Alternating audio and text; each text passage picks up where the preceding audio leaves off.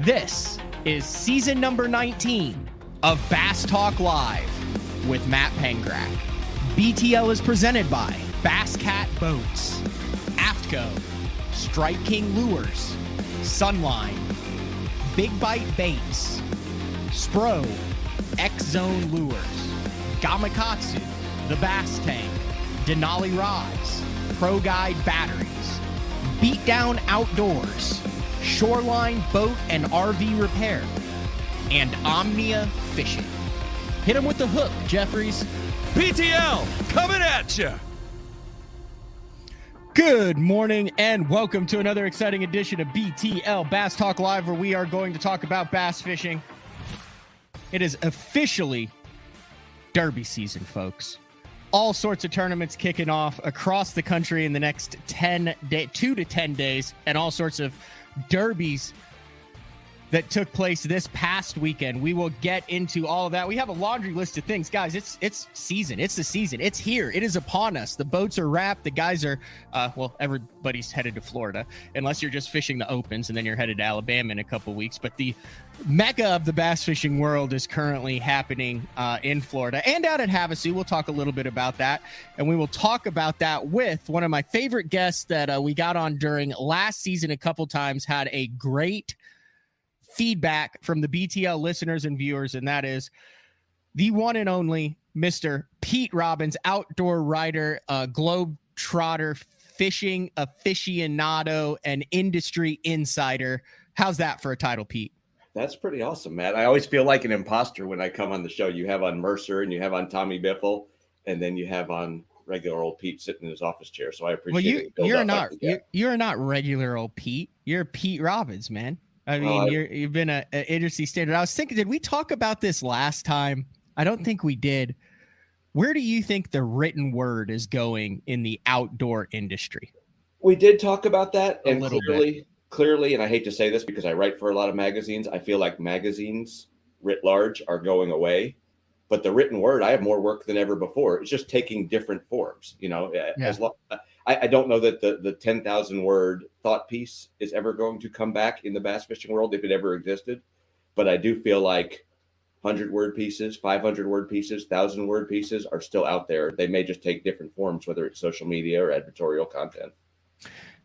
I was thinking about it, with the YouTube stuff. Let's just take Brandon, for instance. He's basically doing a written piece on how each of his tournaments went. So what he would have been doing 10 years ago, well, he was probably on YouTube 10 years ago, but primarily is he would be on Bassmaster.com with an in-depth breakdown of how his tournament went. Practice, day 1, day 2, because that's how it used to be covered. Now it's just in visual form. So in a sense, are those people creating content are those kind of like the new outdoor writers?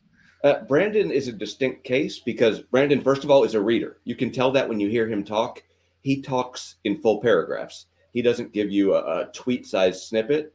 So what Brandon is doing is just translating what, like you said, what would have been written before into a spoken video content. So yeah. I think it's the same intellectual heft there. Not everyone can be a Brandon, clearly, for a variety of reasons, but the written word is just change where you're seeing it and change how you're taking it in.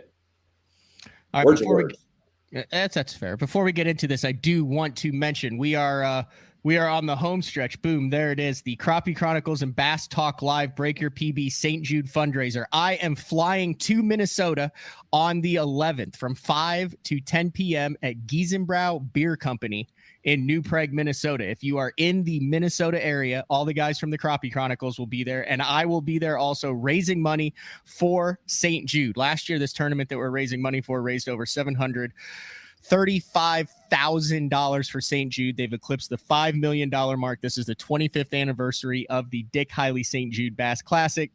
I think the people who run that tournament from St. Jude are also going to be there. You guys heard me talk about it last year. BTL sponsors have stepped up big time for this. Pro Guide Batteries, $500 gift certificate to any shippable item on their website. a $400 AFCO pack, Sunline, a new $400 Denali Android rod, spinning and bait casting, and a $250 Big Bite Baits gift pack. Plus, they will have the Break Your PB. The Crappie Chronicle guys, Pete, they have their own beer. So they'll have a couple kegs of the Break Your PB brew at the Giesenbauer Beer Company. New Prague, Minnesota, the 11th, 5 to 10. If you're anywhere within the area, come by. I've got a big shipment of BTL hats and decals coming in that I will be giving out. I haven't figured out how I'm going to give those out yet, but I will be giving out at the event. So got a couple guys that I know are coming. So looking forward to that one, Pete. Nothing like the old meet and greet. What's the weather up in Minnesota right now? Haven't even looked. Oh, it's cold. I'm there for like 12 hours. All right. Did you see? You're a man of a learned man as far as tactics. Did you see how the Toyota series, both of the Toyota series that went down this weekend, were won? Light line, slow movement, not the power fishing of days of yore. Yeah, I've got it printed out, and we talk about specialty things and things that I just find interesting in the past, and we'll start out with the Leesburg, Florida, the Harris Chain Toyota series. And I even printed it out and I highlighted some of the lines in here because this is absolutely ridiculous. Obviously, Harris Chain, I guess when you started covering Harris Chain events, Pete, Apopka was off limits, right? I think it still is off limits for a lot of other events. But yes, I think Apopka went through a tough time and was off limits for a number of reasons. And now it's blowing up. Now you have to go through a 4-boat lock and wait 2 hours and then run the canal, and it's chaos. Anyway, Kenny Steverson at 71.13. The guy goes down, he finds a 100-yard stretch after a cold front in Florida. He fishes the 100-yard stretch for all 3 days of the tournament, and he only fishes 30 yards a day and never moves. Couldn't do it. That's pretty insane if you think about it. So what he said was he got a good boat draw on day 1. He was boat number 2. And by the way, whoever's writing the MLF recaps, written word right here. They're doing a hell of a job. It's very, very well done over there, whoever's writing those.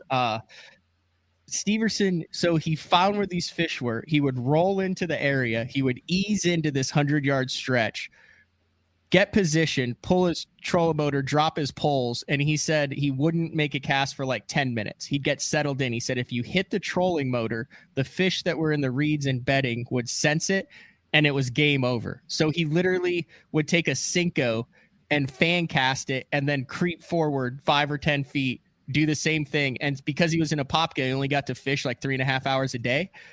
And that's all he did every single day was throw a weightless Cinco to every single reed on a 100-yard stretch. A lot has to go right for that to work. You hear about the story of a guy doing that, and obviously it's amazing and something that most of us say we would like to do, but probably couldn't. But you think of how many guys try to do something like that, and it never works for them. Yeah, it's absolutely cool to see that actually go down. And forward-facing sonar, I don't believe, played a factor in that at all. So there's one win already. Are you keeping a table of that, of forward-facing sonar's impact and how many tournaments?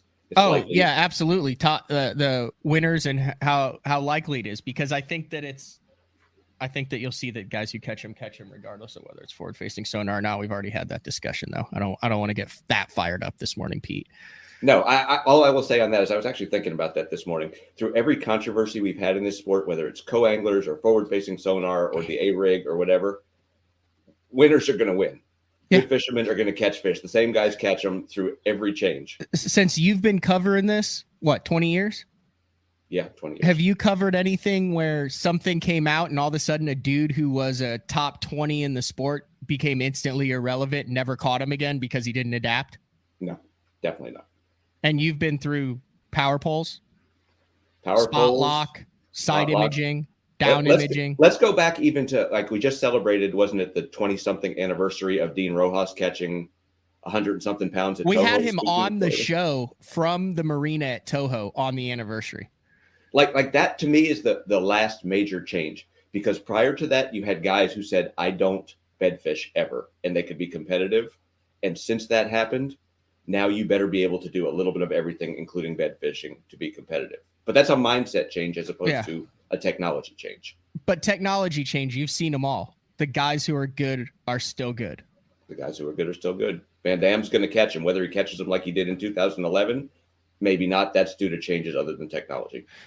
Yeah, and I will also say then, well, what about so-and-so? A lot of the guys who were the guys 20 years ago, this sport, they stick around forever. They're like 70 years old and they're out there. I'm not saying they can't win. Rick Clunn has proven that you can win, but you're not a 45-year-old versus a 75-year-old on the water. There's just literally physical limitations that give the 45-year-old guy advantage over 8 straight days on the water. Would you agree? I agree in some cases. Yes, 8 straight days on the water is hard on any age. The difference is for someone like Van Damme, who is historically a power fisherman, it gets harder to do when you're 70 years old. If you're a guy who's out there only covering 10 yards a day, you might be able to do that until you're 110. Yeah, this guy, Steverson, he's good to go. They just got to get him on the water and he can Cinco him to death.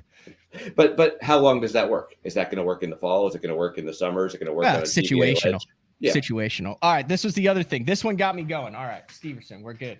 Todd Klein, former professional surfer, BFFs with Kelly Slater. I don't know if you know much about Todd Klein. Good dude, West Coast guy. Starts the year off on fire, on Havasu, in the Toyota Series. Now, this is also the beef. Hey, go out west, go out west, go out west. Things kicks off. They had like 85 boats in the dang tournament. Like, come on. If they're having 240, 260 boats like they started Florida, I promise everyone would start out west if it was flip-flopped. Just a little interesting note there. But Todd Klein, Light Line is in. Light Line is the new Uggs cargo pants of the 90s. MC Hammer pants. Jinko jeans of the 90s, because Todd Klein made an adjustment to 5-pound test on Havasu and a Cool Baits underspin. Caught a 7-pounder on it. Blew the thing away on Havasu. What did he say about the difference of 5-pound test versus 6-pound test? Because that's what I can't get my mind around. And I've heard it. I mean, I was, as a writer, I was close to Aaron, and Aaron would talk about those things like we're talking about right now, turning off your sonar, 5-pound test versus 6-pound test. It's just, we live in a sport where it's hard to quantify things. How many more bites do you get with 5 versus 6? How many more fish do you lose with 5 versus 6? And we'll never know, but obviously people smarter than me have theories on that. Yeah, well, here's Todd Klein's theory on it. Klein entered the day with a 7-pound lead over Williams in second, but with a largemouth based pattern that seemed to be disappearing by the hour. After nearly 3 hours of fishing Saturday with one strike that he didn't connect with, Klein stowed the heavy bait casting gear, broke out the Akuma 7'6" Deadeye Pro Series rod and Helios reel, spooled with 5-pound test line, and went to work with a 1/4-ounce Cool Baits down under underspin with a green pumpkin and shad colored swim bait trailers. Okay. Would he have gotten the same number of bites with 6-pound test? He said that, I don't know. That's a good question, Pete. It's a move that Klein had extreme confidence in. He caught a 7.2 largemouth on the underspin on day 2 that anchored his 23-pound limit. It was at that point when he realized it would be won or lost on the underspin. So, and a 1/4 ounce is not a tiny. Have you seen those Cool Baits? I mean, those are the biggest. Underspin. Yeah, it's the underspin of the West Coast that everyone throws out there. They're well made. They're also expensive as heck. You ever seen how much those things are for like one underspin? I think they're, let me see. I don't want to misspeak here. I think I ordered some for one. Yeah, they're like $8 a piece, $8.50 a piece. Wow. For one underspin. Wow. This whole thing reminds me, there was a tournament here on the Potomac years ago that Denny Brower won right after he won the Classic. And this will tell you, this is a technology change. He was flipping a tube at that point, and like that was the new thing, flipping a tube, which is like, it's so long ago that it has gone out of style now, it feels like. But yeah. Ken McIntosh, who was a pro from, I believe, Indiana, was catching his fish, split-shotting a centipede in that tournament. And he came in second. He made a run at it. And I think he was catching them on 8-pound line. And they asked Brower, they said, did you use any 8-pound line in this tournament? He said, I don't own any 8-pound line. And like, that's the change. That's the change. I mean, maybe it's with going north, maybe it's with forward-facing sonar, but guys have to have spinning rods now to be competitive, and you have to be good with that to be competitive. And living at Amistad, I bet Brower owns some 8-pound line now. Maybe not. He's pretty hard. Yeah, he probably does. I have him on the Wheaties box behind. I think was the flipping tube was the cementation of the flipping tube been the High Rock Classic in '98 that he won? Yeah. And then it blew up. I mean, everyone was flipping a tube for the next couple of years. Yeah, I mean, the first guy I think out there who popularized it was Doug Garrett. They were coming out of Arkansas at that point. I fished an FLW at Minnetonka in '97, and my partner was flipping a tube in front of me, and he was saying, this is the new secret bait of the pros. And I ended up catching him on a spinnerbait behind him, and he missed ridiculous numbers of fish. I don't want to throw the guy under the bus because it has to be kind of embarrassing, but they hadn't figured out the right tube hook yet. They hadn't figured out the right tackle for it yet. That people weren't using fluorocarbon. So for things to become popular or a trend, timing is a matter too. You have to have the right gear around it. You have to have the right schedule setting up. And Brower obviously had the right thing with the High Rock Classic to popularize it. That's the thing, going back to what we kicked off the show with the written word and the magazine being popular. Like when that issue comes out, then I mean, it's there on the coffee table. You're seeing the tube, you're reading about it. Now, I think you have much quicker access to techniques and baits, but because of how many tournaments there are, the fast-paced media world that we live in, it's like, oh, cool, he caught it on that, on to the next thing. It's not there forever to where everybody is seeing it over and over again. It's on to the next tournament, on to the next video, on to the next win. Right, in the cycle of adoption and then the cycle subsequently of rejection because, like the Yogi Berra line, nobody goes there anymore. It's too popular. Yeah. Everyone adopts the flipping tube quickly and everyone discards the flipping tube quickly, or the equivalent today. That's great. A couple other noticeable names in the top 10 there. Dean Rojas, 4th place. The Birdman, Kurt Dove, solid 8th place finish there on Havasu. You ready for the third tournament? And this is becoming an annual tradition now in East Texas. And it's good to see it happening on Toledo Bend instead of Rayburn now. Mega Sacks in BFLs to kick off the year. Now, there's been some team tournaments, I think, over the past couple years on Rayburn. We've seen a 39 to 48 pound limits, and depending on team tournaments, I think there was a Mega Sack earlier this year weighed in 41, I believe. Yeah. There was a 39-15. Give him an extra ounce, people. 39-15. I'm hoping he dipped the bag before he stepped up on the stage there. 39-15 caught by Cody Pitt out of Toledo Bend, anchored with a 13-6. Did you see how big that fish is? I did. And his co-angler also won the co-angler side. I sent the picture of that fish to my wife because, we go to Mexico a lot and there are a lot of legit double-digit fish there. But you see a lot of guys holding up double digits that are clearly more like 7 or 8. And I said, we should just hold that fish as an example of every time someone says, I caught an 11 or I caught a 12. This is what a legit 13 looks like. It was well built. And it was also good to see, over the past couple of years, it seems like a lot of the big fish out of Toledo have not been, they don't look right. They don't look like they're built right. Massive heads, skinny bodies. I know that they're going through or have been going through a transition with lack of grass. You can talk to the locals as to how that happened and why it shouldn't have. But it appears as though that fishery's coming back. Bassmaster Open's headed there in April, middle of April. I'll be there on Toledo Bend for that and looking forward to that open there. But this is an example of perfect execution. So listen to some of the lines out of this write-up, Pete. This just made me chuckle. When he hit like 30, mid-30s, he said, quote, I felt like I should have enough to win.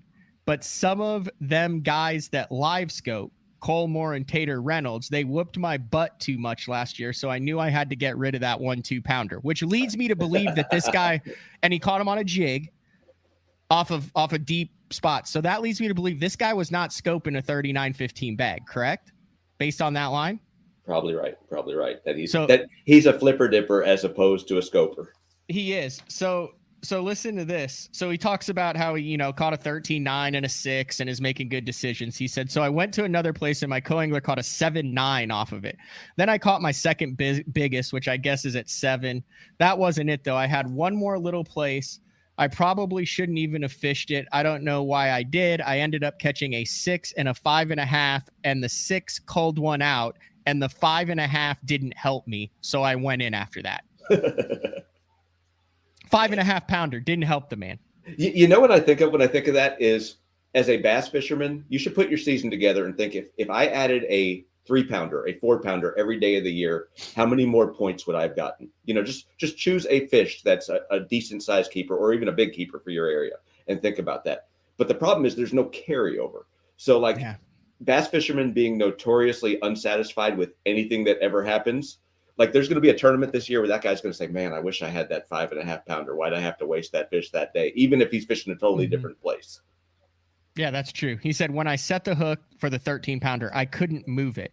I said, if this is a bass, it's ginormous. And then he points out that he caught a 10 last week and he knew instantly this was significantly larger than the 10.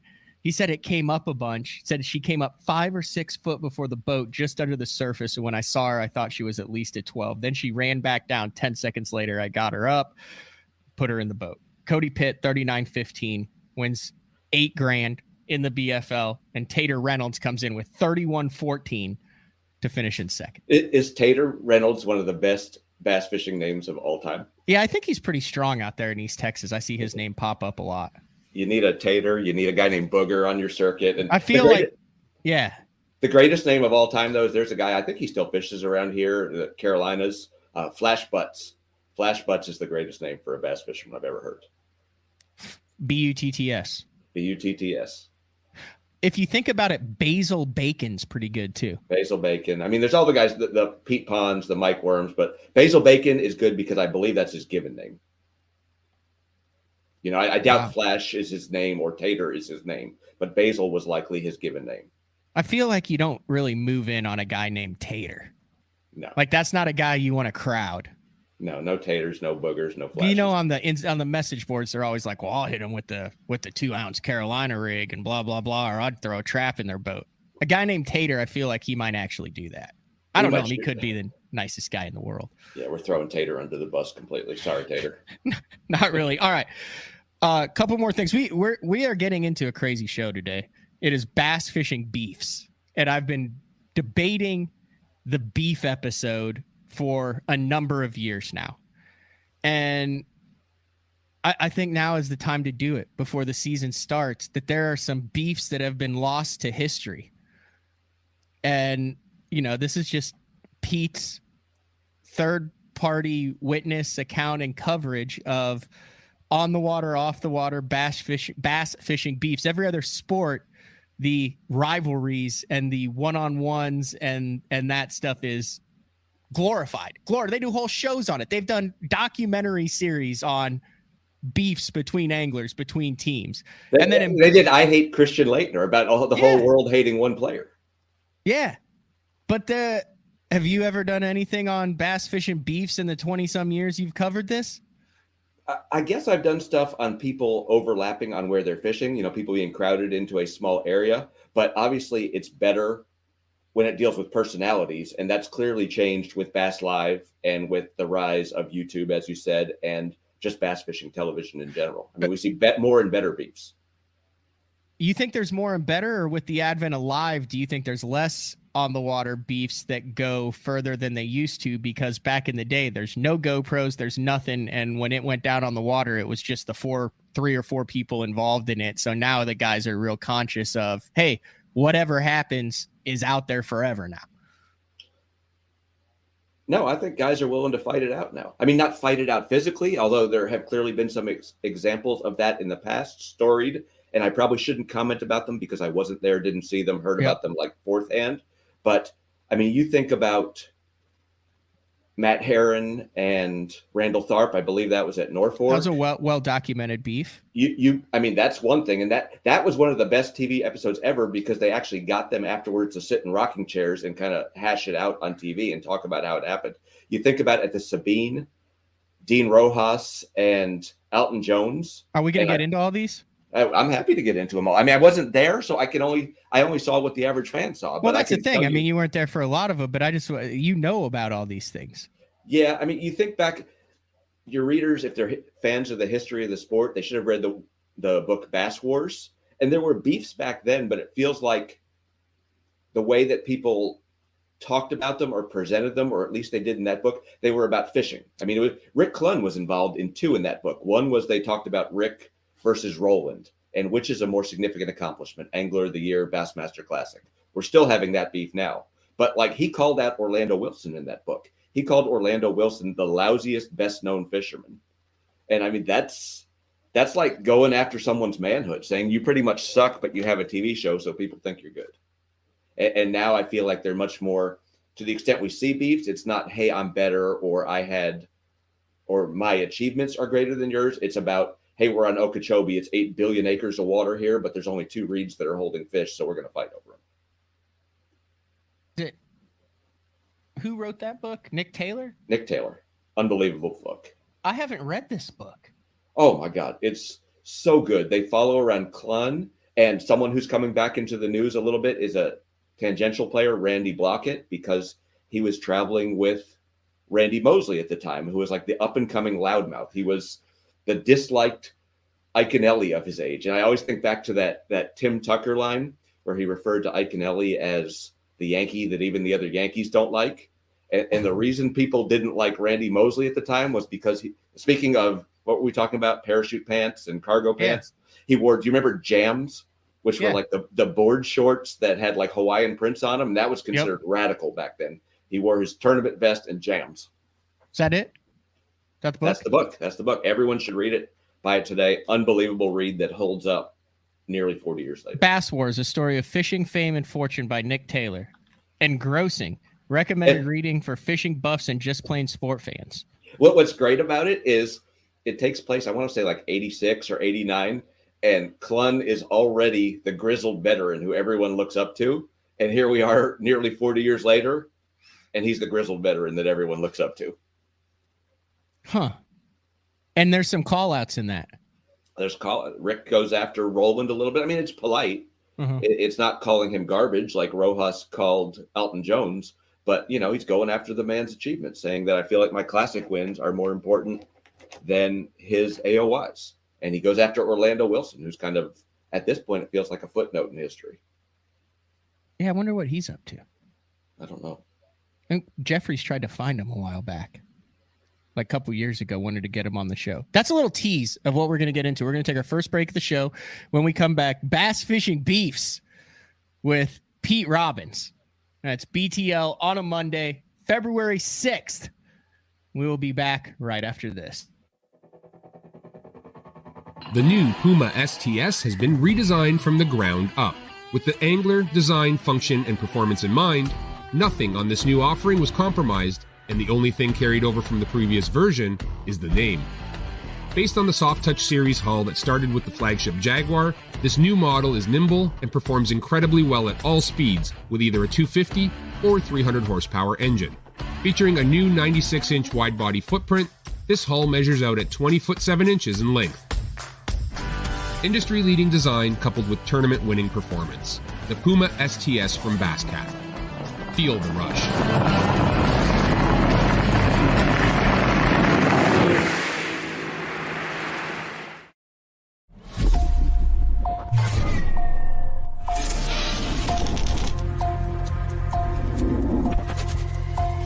Everything you need, one legendary brand. Top one on Strike King.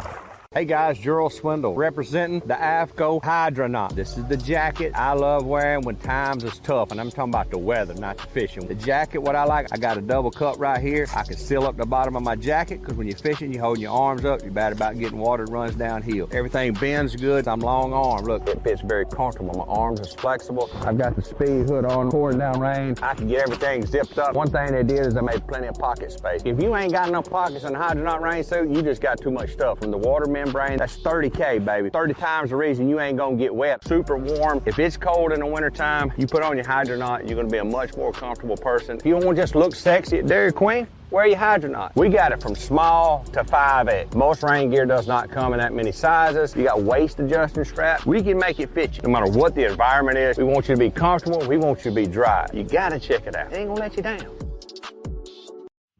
Elite Series Pro Daryl Gleason here. My Pro Guide batteries keep me going on those long tournament days and long practice days. Always plenty of juice, never fail. The best part about Pro Guide batteries, it's the people behind the company. They have over 40 years experience in the battery business, keeping all of us fishermen out on the water longer, catching more fish. Check them out at ProGuideBatteries.com. What's up, Bass Talk Live fans? Brandon Polnick here. And ever since I won a couple Bassmaster Elite Series events on X-Zone Lures, I've been getting a bunch of questions of what makes them so special and different. And really, the truth is, it's in the details. The little details, things like no cheap fillers in their plastic. That gives you more lifelike action, more realistic and vibrant colors. But don't just take my word for it. Go to www.xzonelures.com and check them out for yourself. All right, welcome back, BTL. On a Monday, talking with Pete Robbins, and if you are getting into the fishing season yourself, and perhaps, like some of us, you have waited until the last minute for your club opener or for your trip. I think you're going on a trip here pretty soon, Pete, but some of us, we get work in the way, things are in the way, and you're like, crap, I never ordered all that. Well, don't worry. OmniaFishing.com. We had the guys from Omnia Polish Pete on last month. They're going to come on throughout the year and kind of talk about some of the hot baits and trends from a statistical standpoint, because that's what they do over there at Omnia. But anyway, $6 on all shipping, 2-day shipping, excluding rods and reels. But the cool thing about Omnia, all orders placed before 1 p.m. Central ship the exact same business day. So if you need some stuff, hop on OmniaFishing.com. You can make a profile, get stuff that's selected towards lakes that you're going to, some of your favorite lakes, and get the stuff to you immediately. Northern Company making a big push down south. If you haven't heard about it, you will this year. They've done some stuff, I think, with the Elite Series. They did some cool simul streaming stuff during the competition days. That's really where things are going, I think, is that you can, like we said, in the old days, a flipping tube came out. You didn't know where to get one. You got it 30 days later. Now Omnia can put up online right then. Here's what the guy's catching them on. Order them today. That is a fantastic point, Pete. Literally, they've been live and they're like, here's what he's using. Click here. And the next day, you can have it on your doorstep on a Thursday and be fishing with it on Friday. That's pretty crazy, the world we're living in now. It's pretty awesome. All right, before we went to the break, we were talking about some bass fishing beefs, and we got a charcuterie board of beefs. Is that a fair assessment? Just a little bit of the meats, a little cheeses, some of the olives, but we're going to kind of reorganize this into the main course now, because this is a show that I've wanted to do for a long time. I don't know what kind of thought. I know you've put a lot of thought into it because we've had this plan for a couple weeks. Where do you want to start out on the beef scale?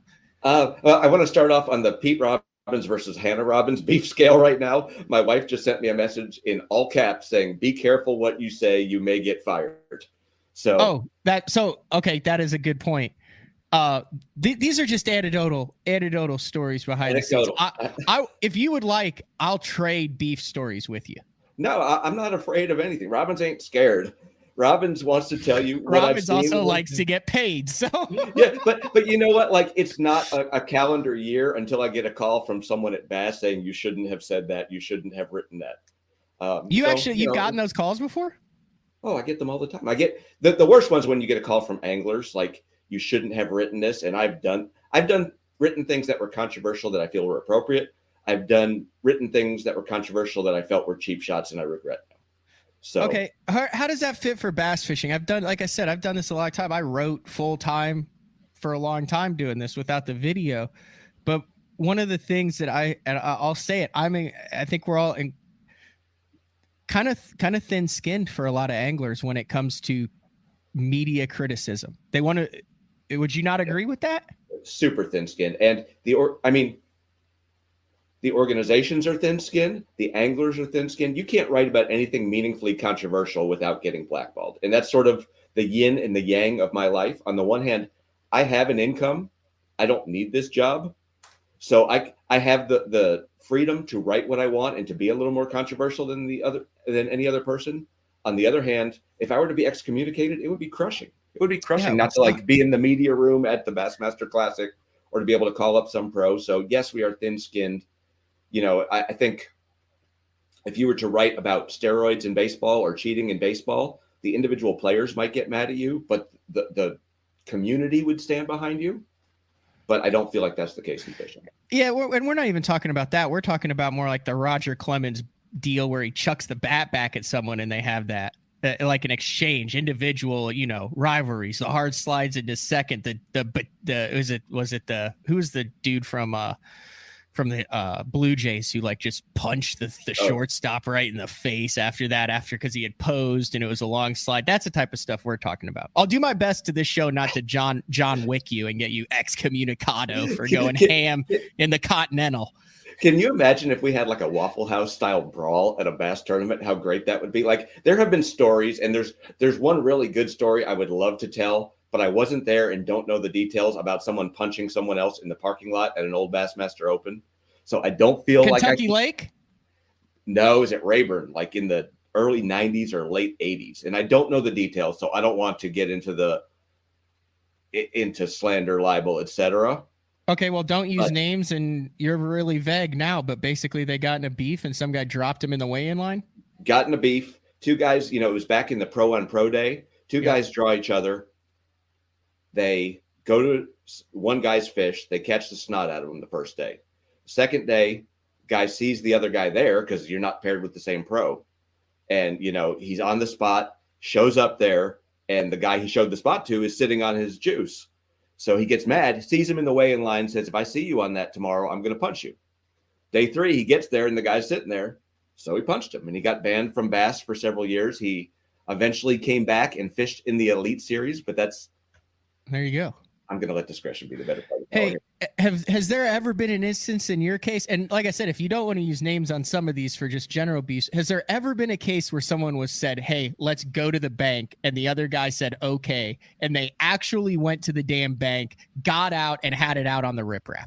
Because that's the greatest end all of fishing. Oh, go to the bank. Has that ever actually happened in the thousands and thousands of confrontations that have taken place on the water at the professional level?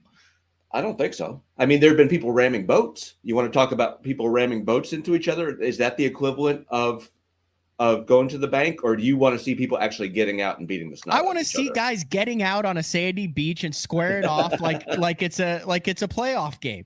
Because would you not say, hey, let's take it to the bank? That's the greatest bass fishing beef. Like he's like, he challenged me to the bank. You would think at some point someone would just be like at the point of their career with 0 checks, just not having a good day, life in shambles, and went, yeah, I'm up for a tilt.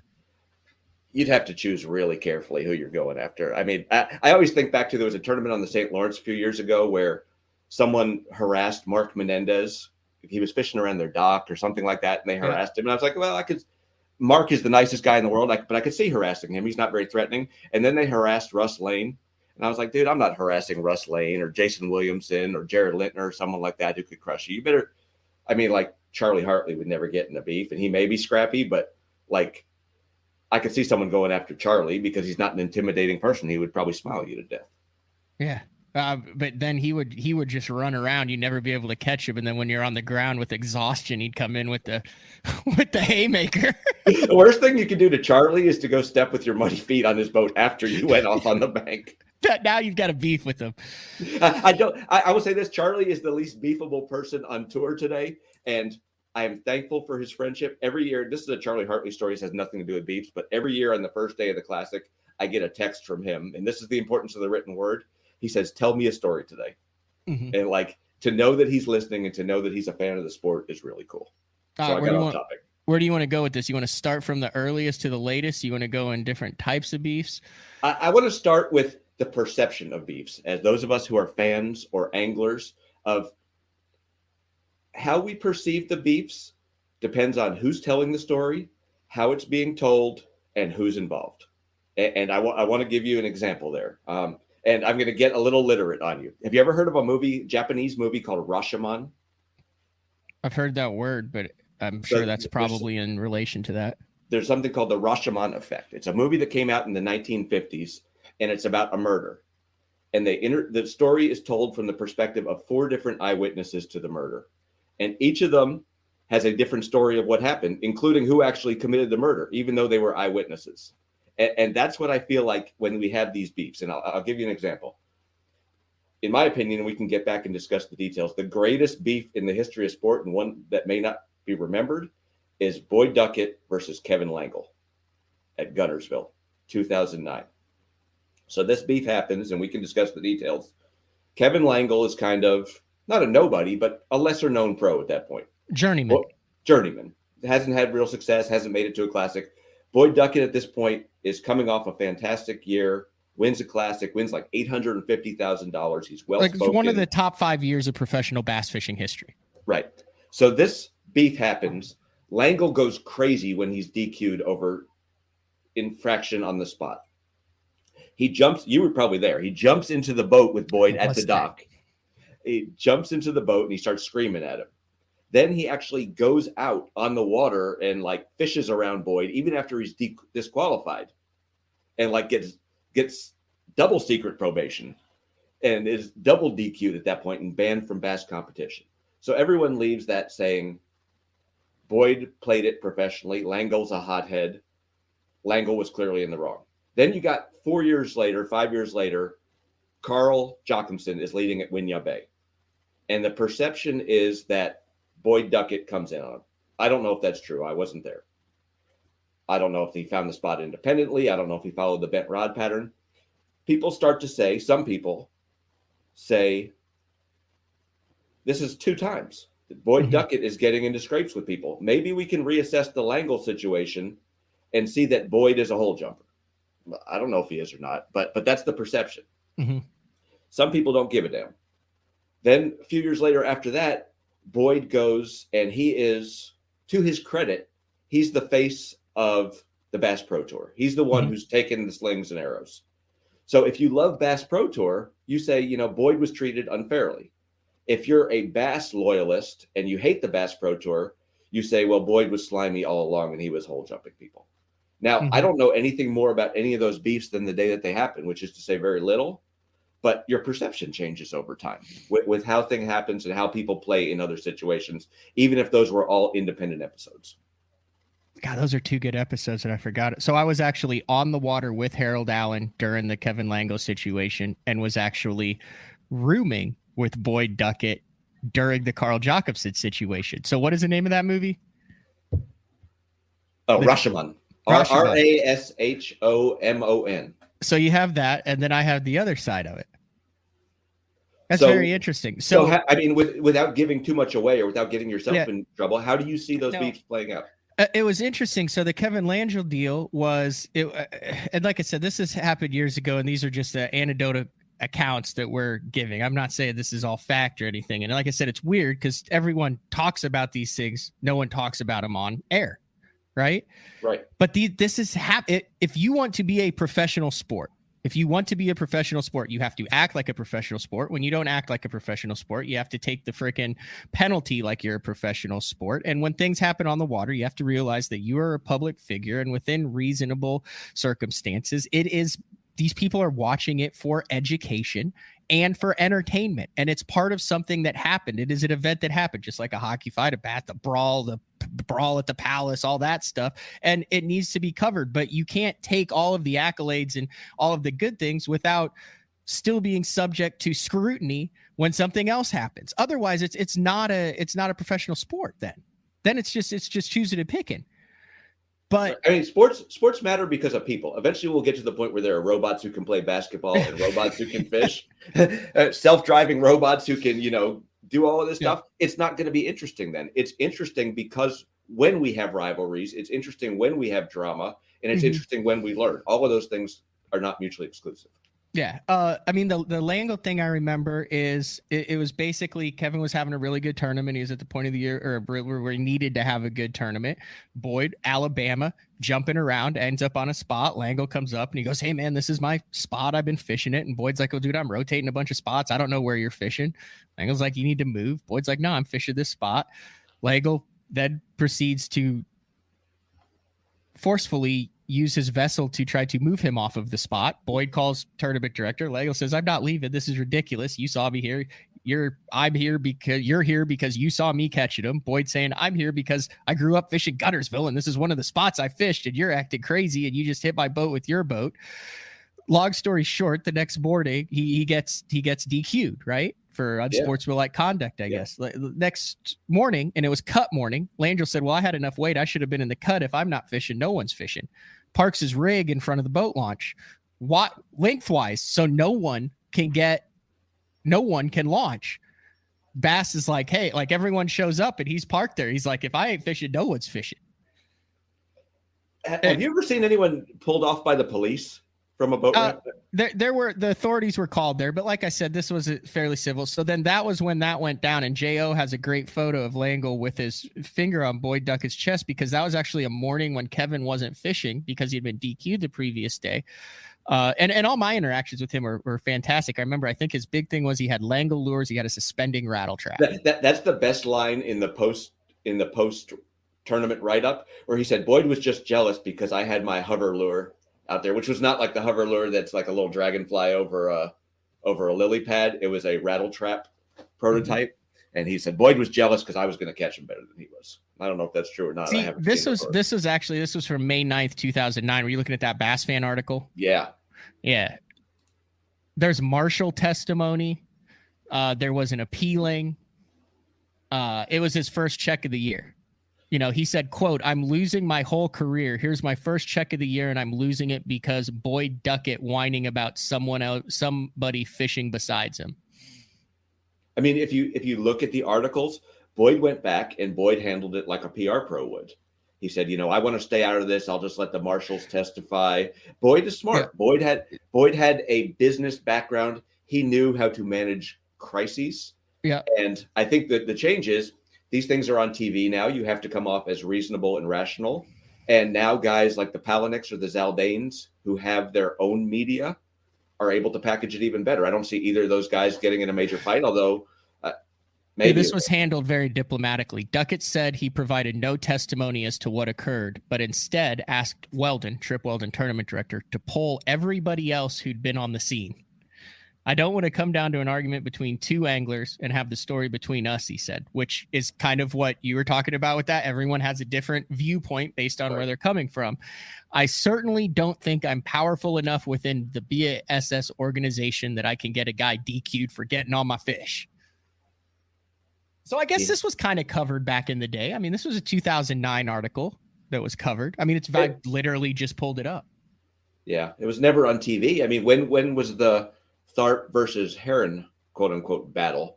Is that like 2014, 15? Whenever they were at Bull Shoals. Bull Shoals in Norfolk, right? It was a 2-venue tournament. Yeah.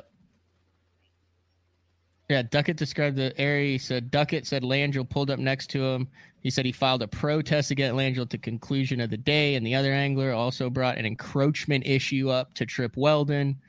The whole issue was he was still mad from day one. He came in flying on pad and almost hit me coming off pad. I protested against him. I've never been treated that way. I spent 9 hours there on the previous spot. So that's an interesting one. And then just to put a bow on the Winyah Bay one, that was when Carl was throwing a speed worm, right? Okay. And I think, was he leading day one? I believe he had like 17 pounds and was leading. Yeah. And in Duckett's defense on that one, that was the one. I mean, that one played out on live as well, didn't it? Yeah, it did.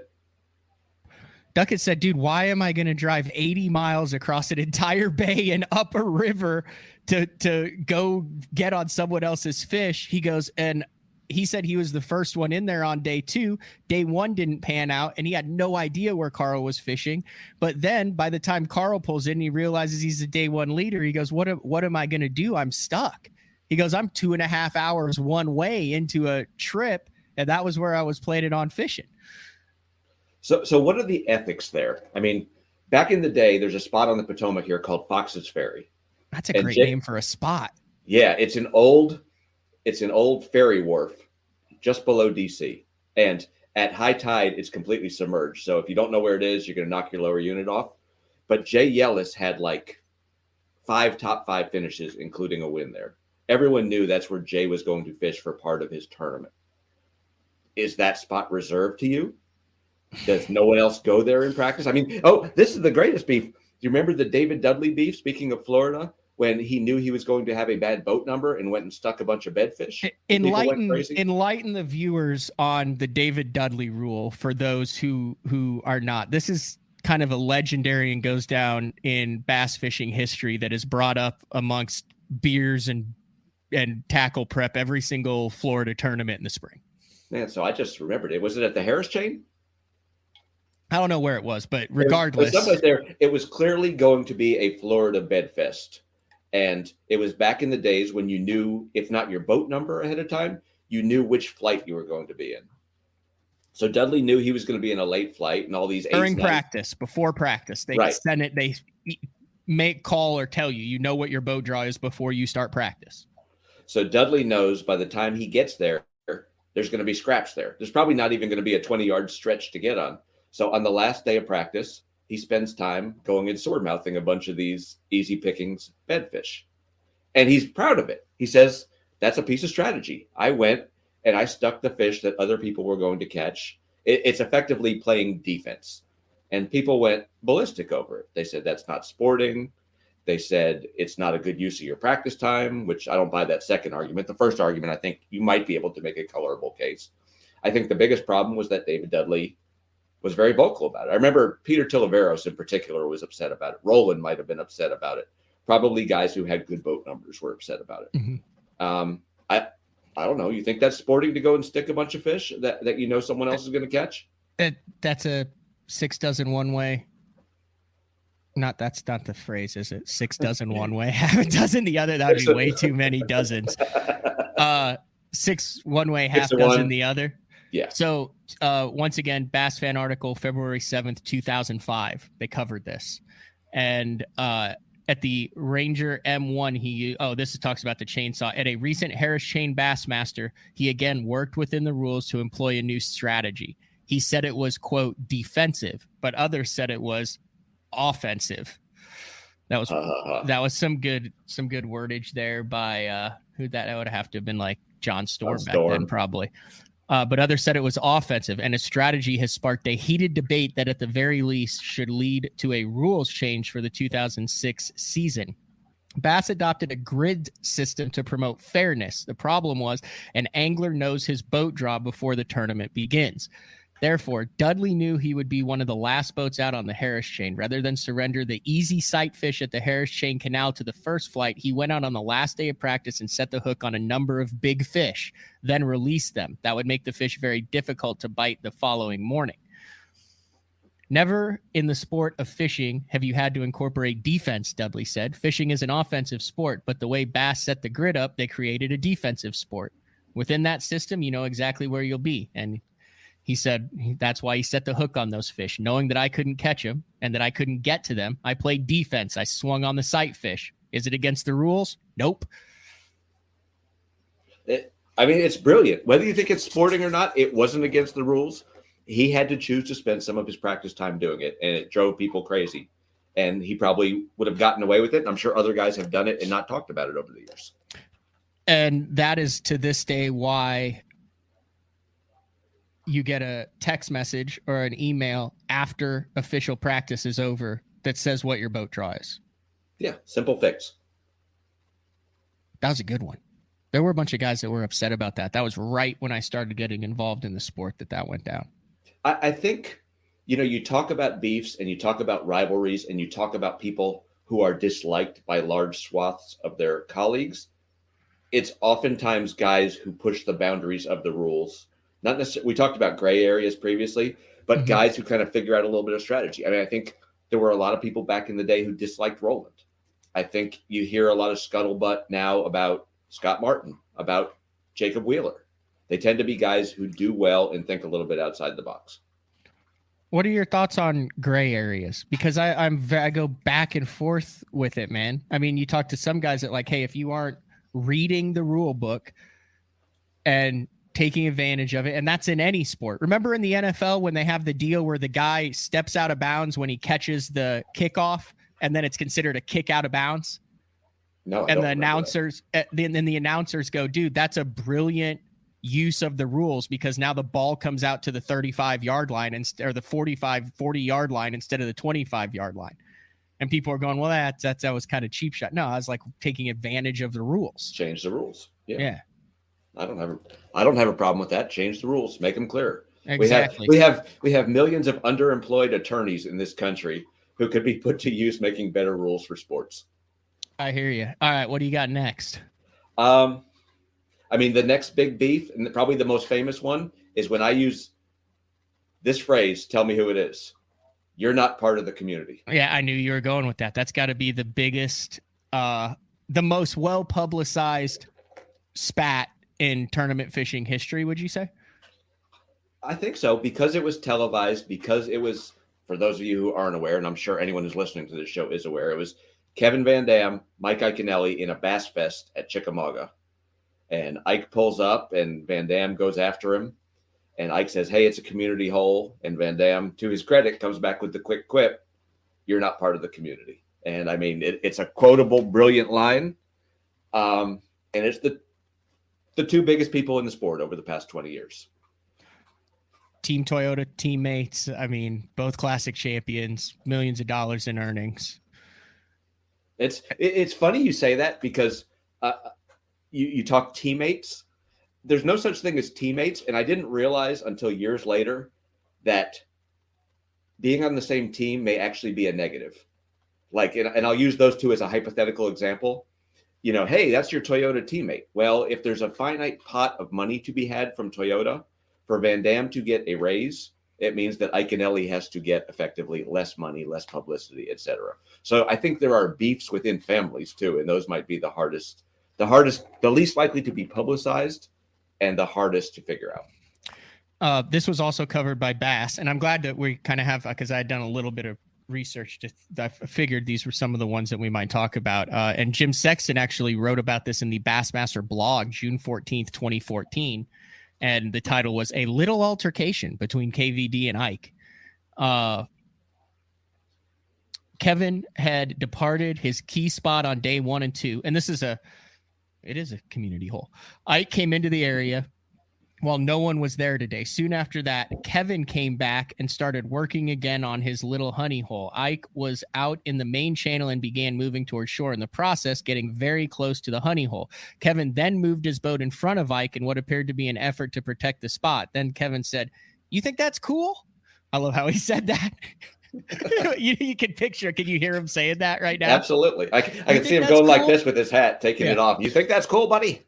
Ike responded with, "Come on, man, be nice." After that, some choice words were exchanged and Ike headed out the door. Now, it's very interesting that in this article, it said nothing about "you're not part of the community," which is the iconic line that came out of that altercation.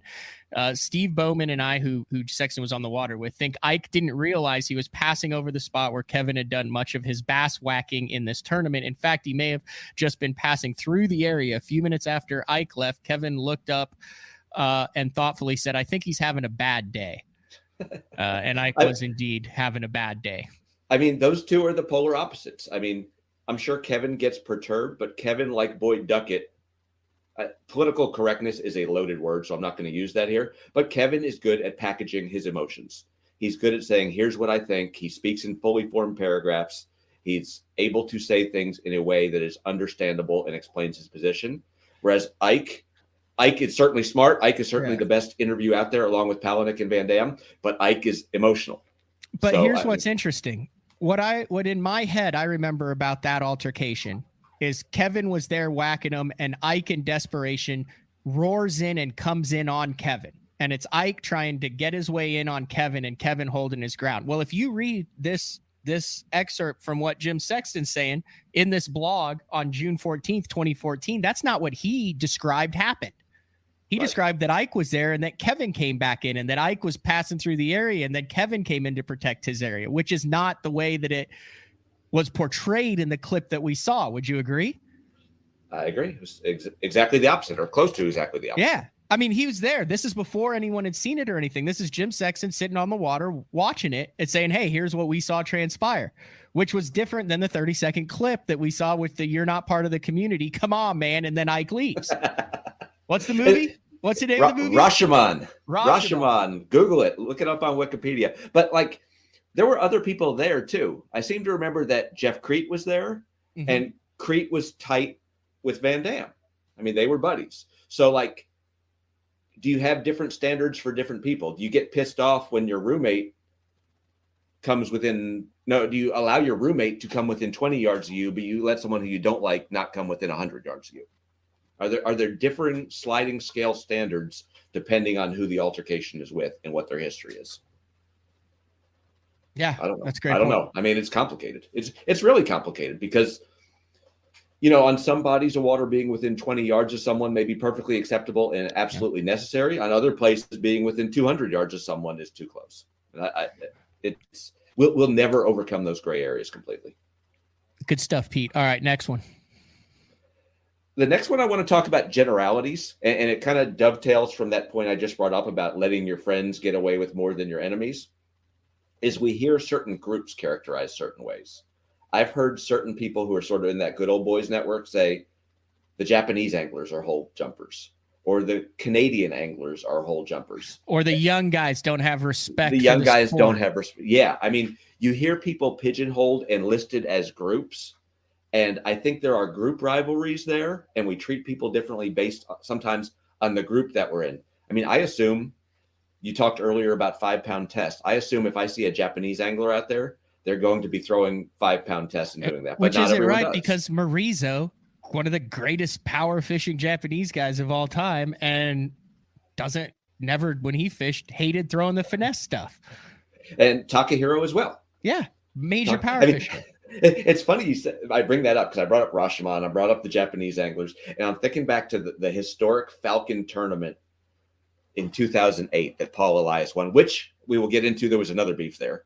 Wow, yeah. But the second day I'm fishing with Yusuke Miyazaki, and we're in the Tigers, which is the real popular area where most of the damage was done, and we're fishing one spot over and over again. And all of a sudden, Takahiro comes flying in at 70 miles an hour, and he screams something at him in Japanese. Now, to me, it seemed angry, but I don't speak Japanese. I don't understand Japanese social cues. Maybe that's the way you speak when you're telling someone, hey, if you just throw a Carolina rig here, you'll catch bigger fish. But I perceived him as being angry.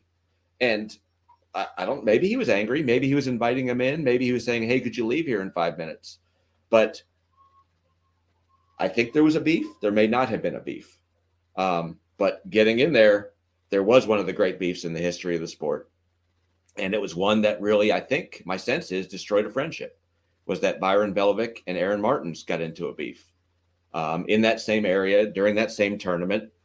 They both had, I think, 30-pound days the first day of the tournament, and they ended up on the same spot. And they both were showing, I remember that it was a lot of, bro, I've got a waypoint here, this and that. And as I was thinking about this show ahead of time, I was thinking, who's the one person who's never been in a beef?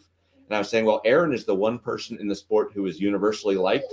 And then I said, oh, crap, he was in a beef with Byron at that tournament. And I think my sense was, from what I read later, was maybe they reconciled later on, but that at least temporarily it completely soured their relationship. It was. I feel like both anglers believe they would have given Paul a run for his money and potentially won the tournament had the other one not been there. And I think it was often how I think a lot of beefs start.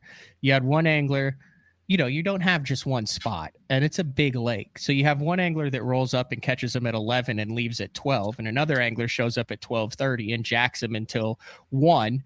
And then you realize the potential of it, and then you end up there at the same spot. Well, 50-50, both guys think, hey, I've laid claim to this spot. So that's how the beef starts, because one guy doesn't back down because he's like, no, I was here. The other guy's going, no, I was here too.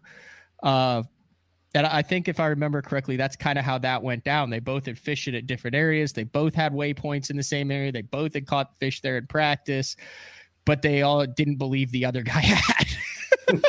I mean, and that's another offshoot of this beef conversation. Except for Tharp winning that time in the Ozarks, can you think of someone who was involved in a major beef who ended up winning the tournament? I mean, all these stories we've talked about, the guys ended up being also Ramblers. And there's two things there. One is you get into a beef because you're arguably sharing a good spot with someone else.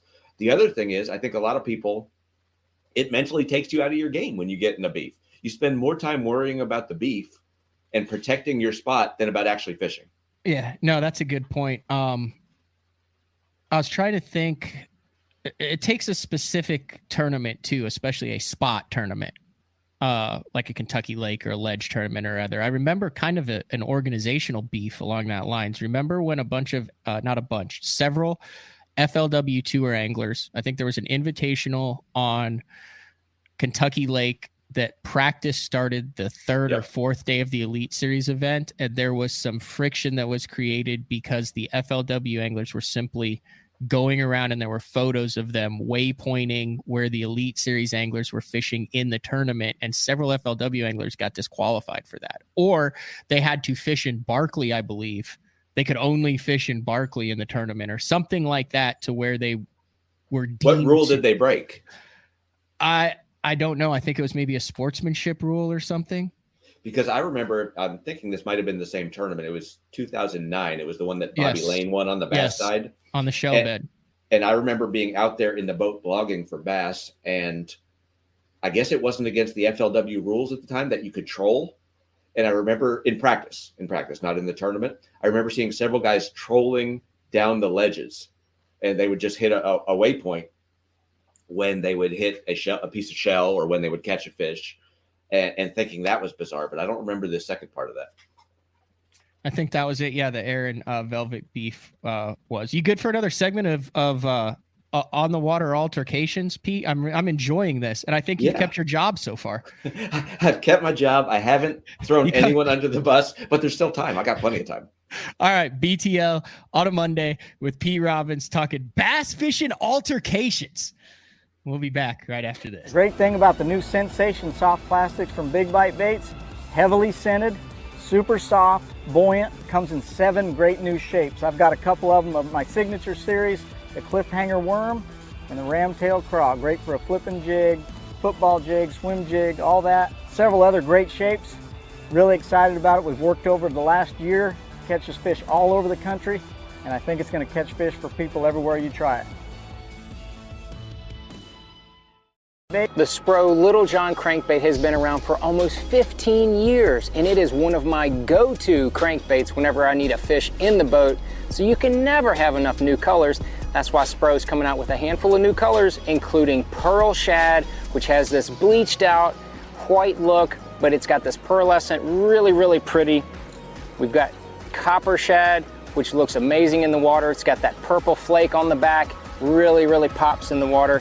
And then if you want some real pop, we've got Sparkle Shad, nothing but sparkles all over this thing.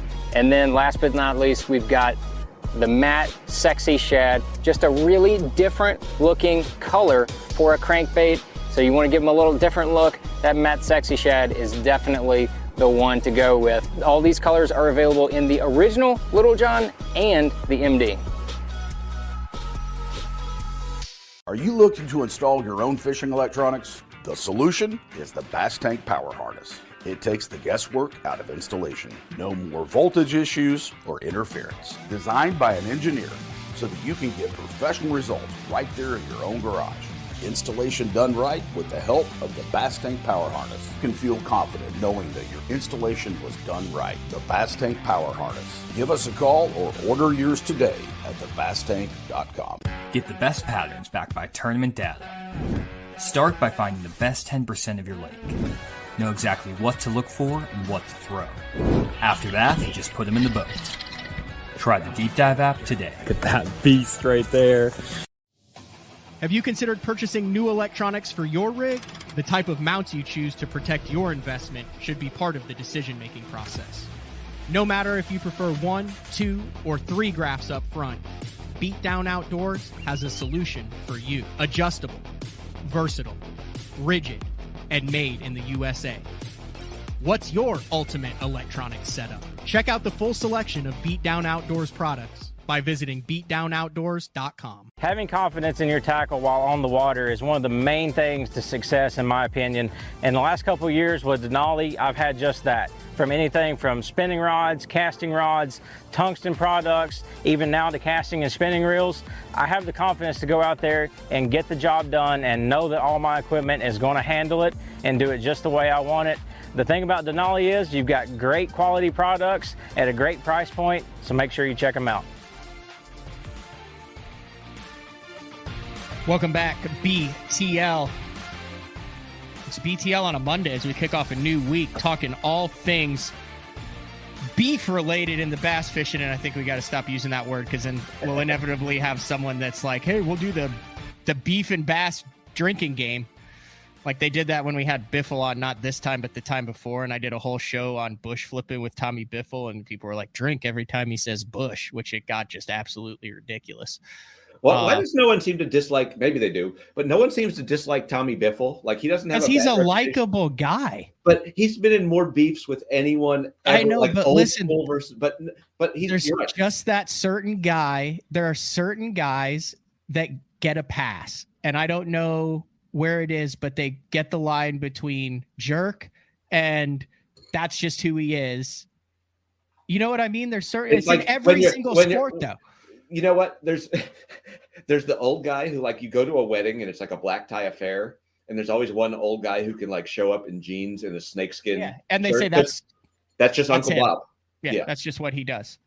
I tried to do that with going to weddings because I was like, if I never go to a wedding, then I can never offend anybody by not going to their wedding. Right. You make a policy. Sorry, right? It's my blanket policy. No, it doesn't work that way. People are like, yeah, but you're coming to my wedding. Because we're close like that. And then I ended up going to a wedding. Anyway, there was a point, like our listeners on BTL, very educational. I'm sure we were getting to this point. You had made a statement that you don't remember a altercation that resulted in the win. The Randy Haynes, Jason Lambert blew that thing out of the water. And that was, I would venture to say, the most publicized and most covered and most talked about beef, more so than the Iaconelli Van Dam. It was just the characters that were involved. Now, if you're a TVA ledge guy, those are your Iaconellis and Van Dams that got into that. Yeah, I mean, but I don't know. To me, it feels like and maybe this is my prejudice, so don't hate me for this, but it feels like FLW didn't have the media reach at that time. Didn't have the same significance that the Elite Series had. And Randy Haynes, Jason Lambert, exceptional fishermen. It's not KVD versus Ike. I mean, there's only one KVD and only one Ike, and anyone else just pales in comparison, even if the beef itself, and there I said that word, even if the beef itself is better. Just the way that it happened, though, it was the final day. And he didn't show up. He just went home. He showed up.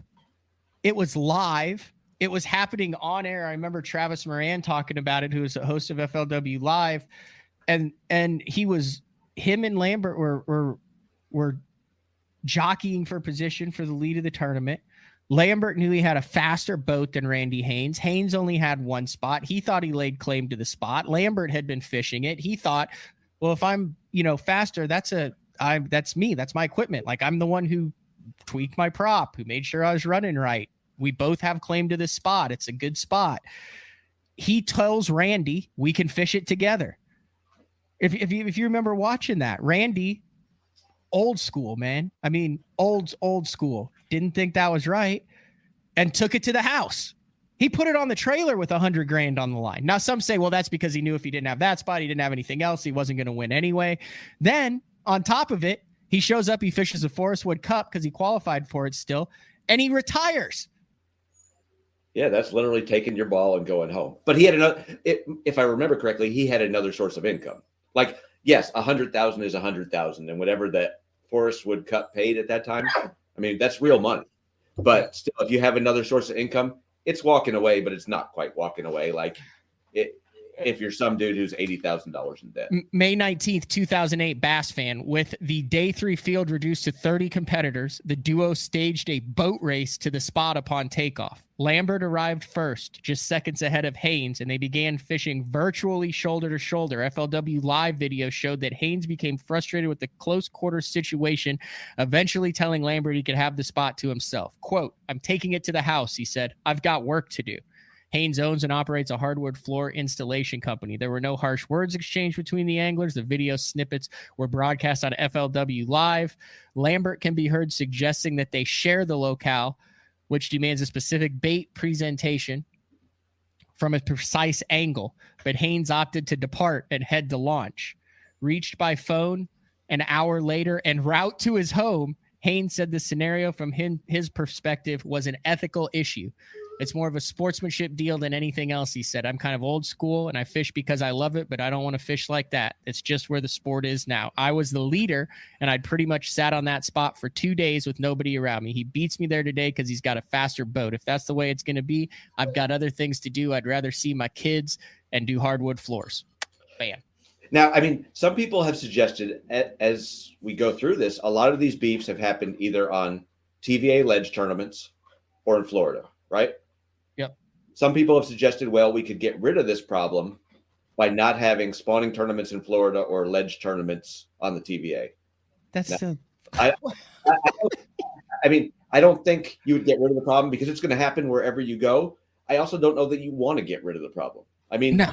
Those are the issues that real sports have to figure out, is how do we deal with these sort of knotty issues. If you just had a playing field where you could go wherever you want, throw whatever you want, fish whatever way you wanted, it makes it a lot less interesting than having to play defense or at least figure out what other people are going to do.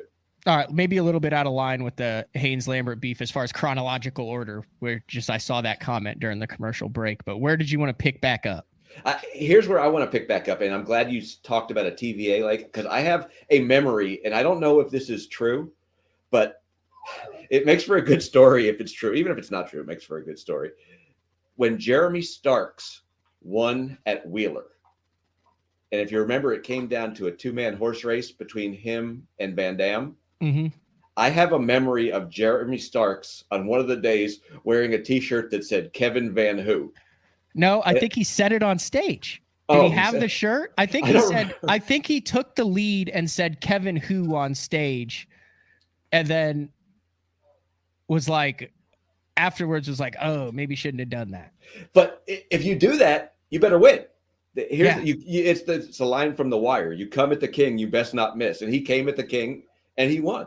I mean, it may not have been wise, but to me, I mean, that's legendary stuff to say. I like, it's Joe Namath type stuff. We're going to win. Here's how we're going to win. Here's how much we're going to win by.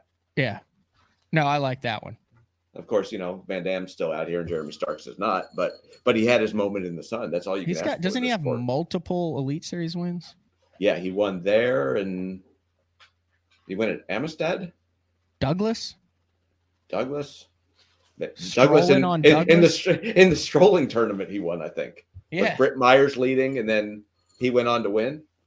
I think that was it. That was the one where J.O. has the photo of Britt Myers hovering above his boat as he runs up after idling, I think.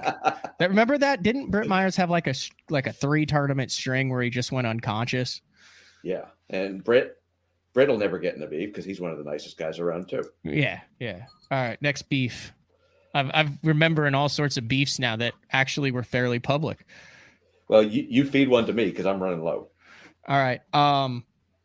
The Gerald Swindle Randy Howell Bassmaster Classic DQ.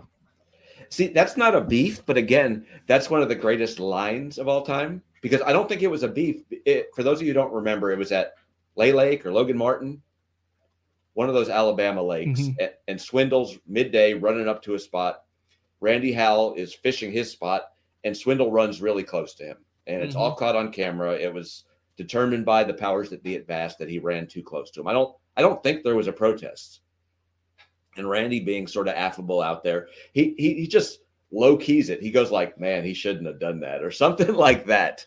And Swindle, to his credit, got up there and owned it. He got up on stage, and if I remember, he was quite tearful, probably tearful because he lost a chance to win a winnable classic, and also because he made a huge mistake.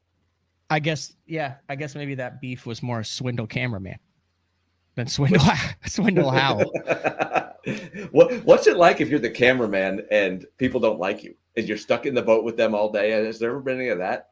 I'm sure there has. So if you're a member of the media or an employee of Bass, you sign a waiver at Elite Series events, basically, of what you can and can't do with your stuff. I'm sure it's different as an employee.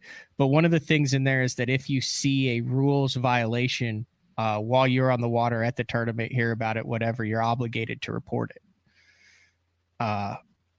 So that, I mean, I think that's where that kind of stemmed from, where that guy thought maybe that was a rules violation. There's been guys who've been put in the penalty box, DQ'd for a cameraman who's shooting and takes a photo of a dude idling without his life jacket on. I think KVD got put in the penalty box or has some sort of penalty because of that. Oh, I got a good beef coming out of that. Is Fort Madison, Iowa. Do you remember there was an Elite Series tournament there? Yeah. And several marshals got ejected. Yes. Or at least one marshal got ejected. Very serious out. Yeah. And several people, went and offered up aid, and several people, whether they saw it or not, ended up just keep running to the lock. There were 2 ejections there. One of them was a pretty serious injury that ended up on the bank, and one was open water. And there were some guys that got called out in that event for looking straight ahead and not looking to the left or where it was going down. Yeah. People in the comments brought up a little bit of Drew Benton and Scott Martin. So what do you deem the difference between like a actual altercation fight on the water? And obviously we haven't talked about the biggest one, William Knight. Yeah, we'll talk about it. I think we'll close it with that one. And just a discussion on the water from 2 different viewpoints, because the Drew Benton, Scott Martin one, I feel like was just a spur of the moment discussion thing. I wouldn't call that a beef per se. I don't call it a beef unless it has longer lasting ramifications. If it's something that happens on the water and you leave it on the water, and maybe you're wary of the guy or you dislike him a little bit, that's one thing. But when it ruins a friendship, or people are talking about it 10 years later, or there's clearly animosity that lasts beyond that particular moment, that's a beef. So like that's an easier discussion than, is bass fishing a sport or is it not a sport? Oh, 100%. So if Jacob Wheeler says that the one guy he wants to beat on the show here is Brent Ehrler, and says, I don't get along with Brent Ehrler, and then Brent Ehrler takes said clip and puts it on his social media of Jacob Wheeler saying that about him, is it fair to say that there is a Brent Ehrler, Jacob Wheeler beef? That's a beef, I think. Because that's off the water. That's not a on the water instance where you talk about it, it may be showed live, and then you're cool after.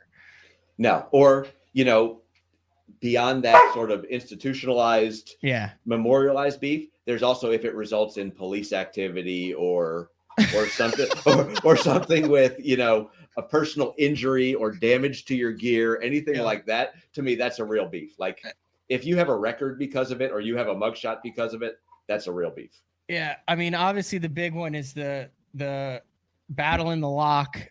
Keith Poche, Ish Monroe, Bassmaster Open. Poche comes in hot. I mean, this is the 1A, would you not say? Like I said, if it results in someone being hauled away by the police or someone having to make a statement, well, you got everything here. Beef. You have Poche admitting that that is boating, and I remember going to that lock the first time, and I'm like, this is how it went down, and this is where he came in hot. Like, what the heck was he thinking? Just when you get to that scenario and see it, tons of people around. This had everything you wanted. It had poor judgment in boating. It had lots of witnesses. It had invitation for altercation and acceptance of said invitation. And then it had following through on promises. And it's two guys who have strong personalities as well. Yes. I mean, that adds to it. And they're not nobodies. It had legal ramifications and substantial DQs. It had all 7 of the things that make for a quality and memorable altercation on the water. Yeah. Do you remember covering that, Pete?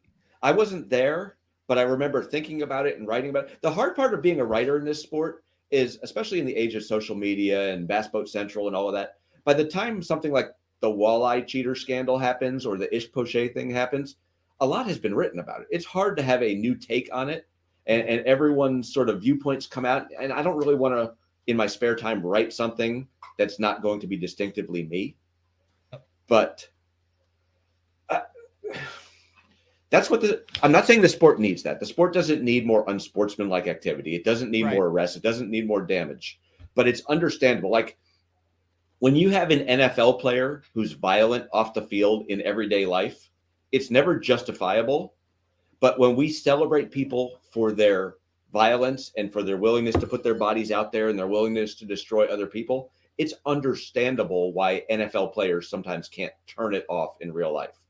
And we celebrate the guys who jump over beaver huts and race into the lock at the last second and barely make it in and tune their props so they're faster than the next guy's prop. So it's understandable when someone is mad that they didn't make it into the lock or that the other guy made it in and they don't think he's worthy of it. I mean, these are people are competing for a lot of money, and they're competing for more than that. They're competing because they really want to be the best. It's something that's important to them. So for these altercations to arise and for them to result in legal actions potentially it's understandable. This was 2015.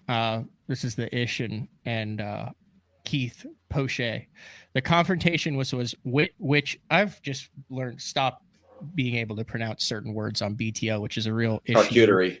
Which is a very bad issue when you talk for a living. The confrontation, which was witnessed by dozens of anglers waiting to enter the lock, began after Poche's boat collided with Monroe's. The later craft was reportedly stationary and secured to another's boat in order to lessen the effects of the stiff north wind.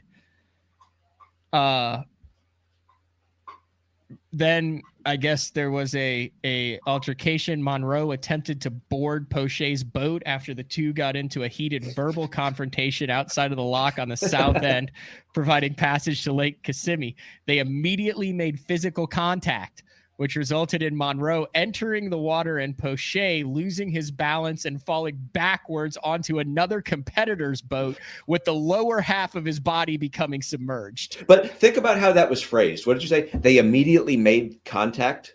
Yes, they immediately made contact. This is a John Johnson article, January 16th, 2015 on Bass Fan. And John Johnson is more of a journalist than I will ever be, and he's very careful. He has reason to be careful when it comes to making statements. But they made contact is a very purposefully passive sentence. Think about it if it had been written, Ish's fist made contact with Poche's face, or Poche leaned his shoulder into Ish. It totally changes the tenor of the article, right? Yeah. This is interesting. What's the name of that movie, Pete? Rashomon. Ish said, I have my story, he has his, and everybody has their own story. Yeah, if there were blows thrown, it would have been a different ball game, but there wasn't. This is not that serious, folks. So until you have a mugshot taken.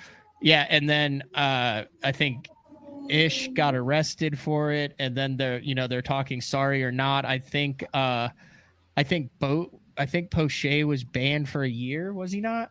Possibly. I mean, they both ended. It's kind of odd that they both ended up leaving and going to the other tour, and now they both made their way back. So maybe we'll have another altercation. I'm sure. Oh, that's fantastic. And they start in Florida. Yeah. So maybe. This is the greatest part of the article. I've totally forgot about this. Accounts from a couple of competitors who witnessed the incidents also varied. Bass Fan spoke with another longtime Elite Series pro and co-angler who were among those waiting outside the lock, and they disagreed as to who ratcheted up the verbal portion. Both asked to remain anonymous. This is the quote. Keith came in hotter than a firecracker and just rammed the front of Ish's boat. And then it just became a swearing match, the Elite Series pro said. Do you think the location matters? I mean, we talked earlier about going to the bank. And if you always have the option of going to the bank, you can decline to go there. But if you're in the lock and you have the altercation, there's nowhere to go. You're stuck next to each other. You can't defuse the situation by moving away. And is it more likely or less likely to become physical? Obviously more, because it's the only one that has. The Elite Series pro said, Ish tried to tell him, hey, you weren't right by hitting my boat, but Poche just kept egging it on, and he wouldn't quit. It got real bad. The co-angler, however, tabbed Monroe as the aggressor. Poche was like, look, dude, I'm sorry, but Ish went off the deep end and was cussing him up one side and down the other. Ish got his boat ran into, and I'd be mad for that too. But an accident is an accident, and if someone steps over into my boat cussing, I'm going to defend myself. So here's the deal. Ish had another DQ in Bass history, right? At Toledo Bend, he's leading an open or in the top few. He doesn't produce his insurance, and he ends up getting DQ'd for that. I mean, Ish, to his credit. Did he get DQ'd, or did he just have to get suspended until he could find the insurance? I thought he was like boat one or something like that, and they held him until his insurance agent opened. If I recall correctly, he kind of went off on the tournament director, who may have been Chris Bowes at the time.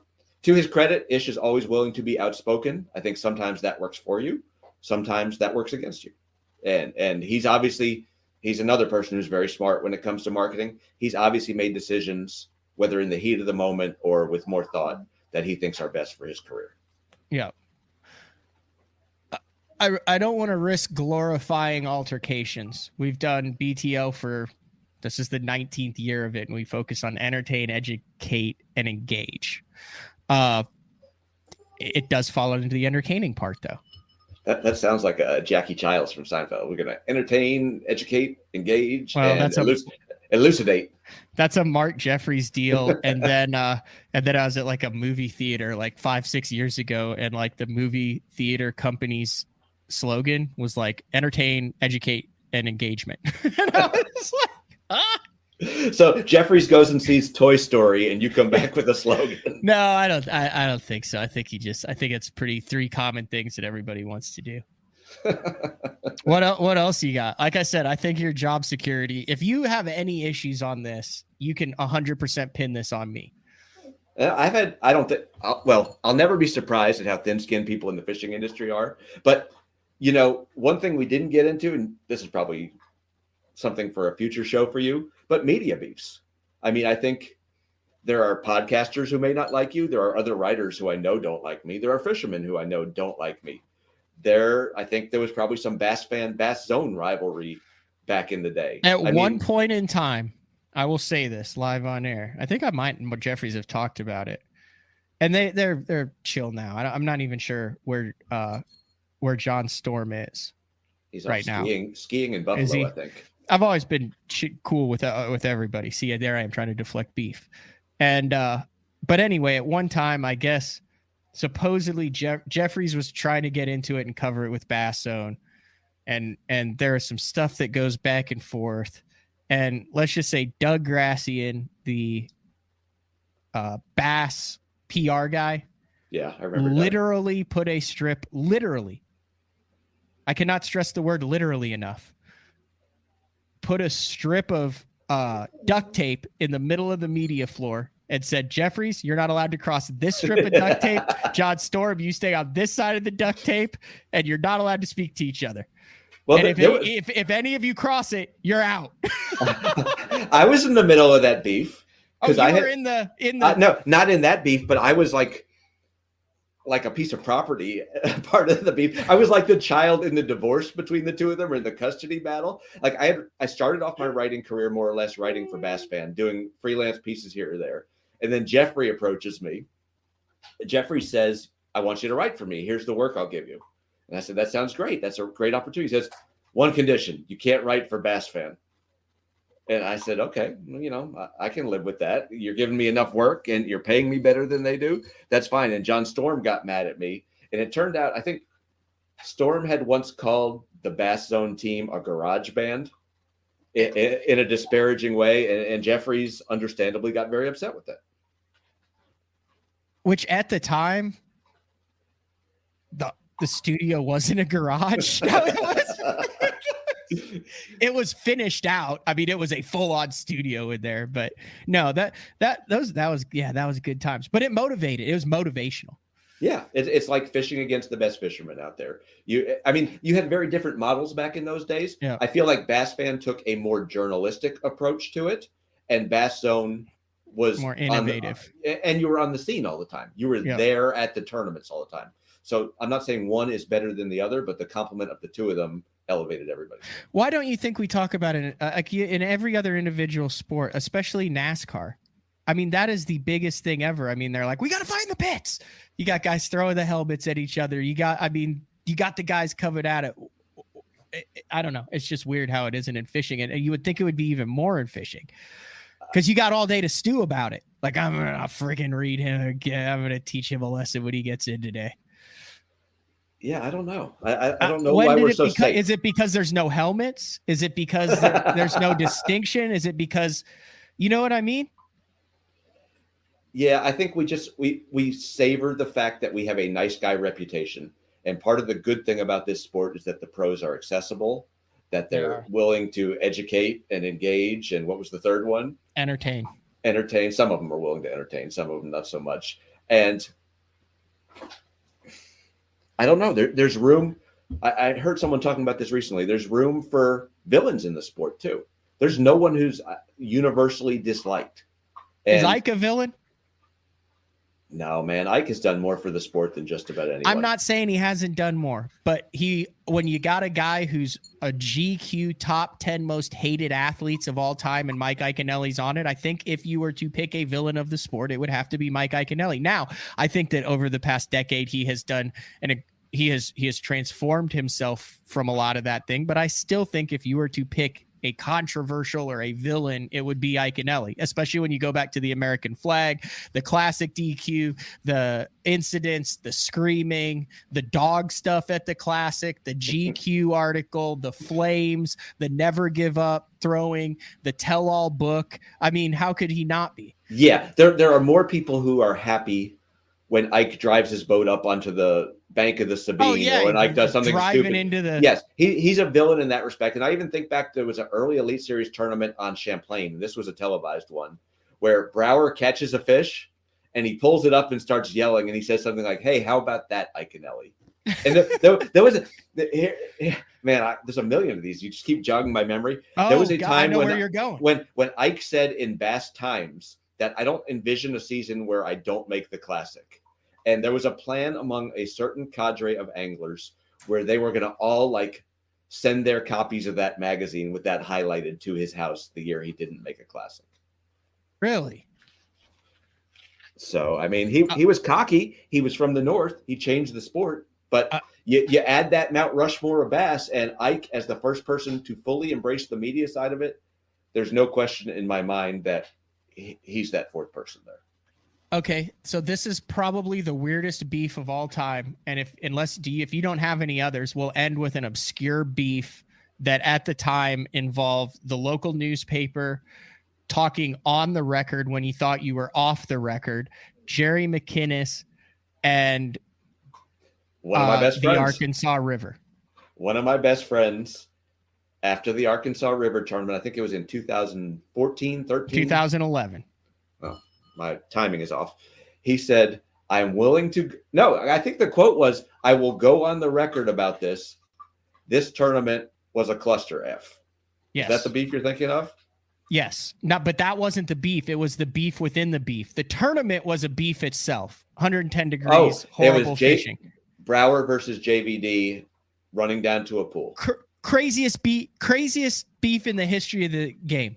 To two least expecting guys. You had Denny Brower towards the end of his career catching him offshore, a pool down on a football head. And then you have Elite Series, I believe at the time, rookie Jonathan Van Dam, nephew of Kevin Van Dam. So, I was on the water and watched this happen. Wait, what's the unlikely part? Is it Brower getting in a beef or Brower fishing offshore? Both, just JVD and Denny Brower on the Arkansas River, but Brower's fishing brush piles offshore. It's just a weird situation. But doesn't that encapsulate all the possible beefs out there? There's old school versus new school. Right, and that's what this small. There's small spot. There's one thing we haven't gotten into is the concept of carryover beef. So to the extent that Brower was at one time Brower in the late 90s, he went on a tear that was ridiculous. And then shortly after that, Van Dam's tear starts. Does JVD have carryover beef from his uncle, or does he not care? If Corey Johnston gets into a beef with someone, is Chris equally mad at that person? I don't think so. For those of you who don't remember, so Steve Wright, and like I said, everything we've talked about now, Pete, has been backed up by articles. Okay, good. June 15th, 2011. This is an interestingly written article by Steve. Bassmaster Elite Series rookie JVD essentially tried to bunt for a hit in the 8th inning of Denny Brower's no-hitter last week during the Diamond Drive in the Arkansas River. Steve Wright is really good, isn't he? Or maybe what he did was stealing a base in the 9th inning when his team was ahead by half a dozen runs. If you're a baseball fan, you know that these are violations of the code. There's nothing that says you can't do them, but you're violating. Van Dam, 22, is now aware of it. These young guys don't have the sportsmanship etiquette yet, Elite Series veteran Skeet Reese said. They're making some bad decisions. Unfortunately, that's part of being young. So now you have some side comments from Skeet being brought in there. So what did he do? He did nothing other than go back to a spot in Pine Bluff Harbor, to fish an area he'd found in practice. It was also the same place where he had lost 2 good fish during Thursday. He zeroed on Thursday, meaning that he had no weight. And that's where Denny Brower was fishing and was winning the tournament. And JVD was out of it, but he went back there and caught some fish to get himself some points. As one observer stated, probably the biggest unwritten rule in bass fishing is you don't jack with the leader. Denny Brower, 62, $2.5 million in earnings at the time, shooting for the 100,000. According to several Elite Series pros, Van Dam violated the code by going back to the place on Friday after Brower had taken the tournament lead and by fishing there again Saturday. He might as well have stood on home plate after hitting a home run into the upper deck. I got to get to Denny's quote because the term jacked with the leader is in there. And then he said that he would not be joining the Jonathan Van Dam fan club.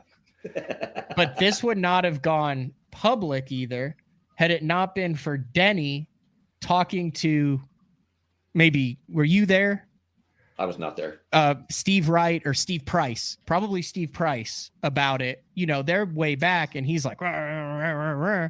Well, the dude from like the Arkansas Ledger is standing right there, and he's in the interview area, and he gets a hold of this thing. So this article includes Denny talking about his beef with JVD, and it involves another Elite Series pro at the time who was not pleased with the venue, and it's on the front page in the hometown of Jerry McInnes, who like is bass, and this is where they're highlighting Little Rock, Arkansas, where JM Productions is, the whole 9 yards. And instead of this, Denny Brower's leading this massive, you know, Elite Series tournament, it's like complaining and beefing.